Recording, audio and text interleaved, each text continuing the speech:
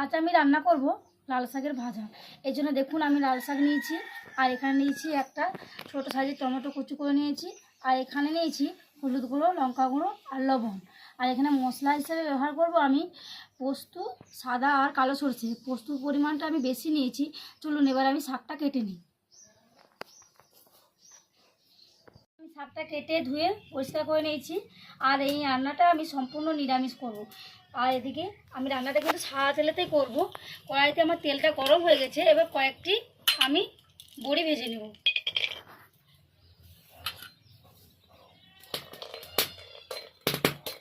দেখুন আমার বড়িটা লাল লালভাবে ভাজা হয়ে গেছে সুন্দরভাবে। এবার বড়িটা তুলে নেব। এরপর ফোড়নের জন্য কয়েকটি গোটা জিরে ও শুকনো লঙ্কা দিয়ে দেবো। এই রান্নাটাতে আমি জল ব্যবহার করব না, কারণ মশলাতে তো অল্প পরিমাণ জল দিয়ে বেটেছি, আর শাকটা যে ধুয়েছি শাকটাতে জল থাকবে, তাই এই রান্নাটাতে আমি একটু জল ব্যবহার করব না।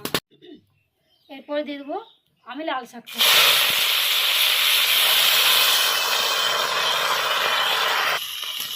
দেখুন আমি কড়াইতে লাল শাকটা দিয়ে দিচ্ছি। অল্প সামান্য লবণ দিয়ে ভেজে নেব। আমি ঢাকনাটা দিয়ে দিলাম মিনিট 2 মতো।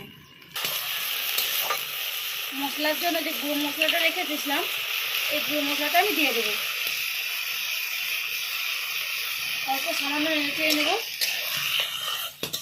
এরপর দিয়ে দিলাম কোচানো টমেটোটা।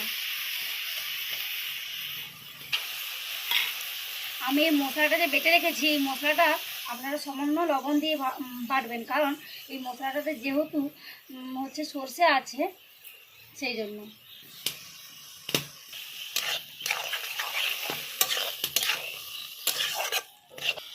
সুন্দরভাবে নেড়ে চেড়ে নিয়েছি। আবারও কিছুক্ষণ আমি ঢাকা দিয়ে দেবো।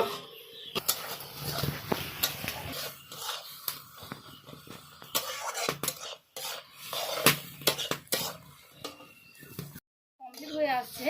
এরপর যে বড়িটা ভেজে রেখেছিলাম, বড়িটা ছোটো ছোটো করে টুকরো করে নিয়েছিলাম, বড়িটা দিয়ে দেবো।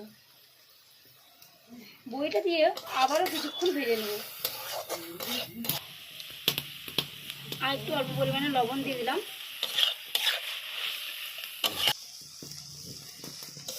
দেখুন আমার মশলা দিয়ে লাল শাক ভাজাটা রেডি হয়ে গেছে। গরম গরম ভাতের সঙ্গে কিন্তু দারুণ লাগবে। এবার আমি কড়াই থেকে রান্নাটা নামিয়ে নেব।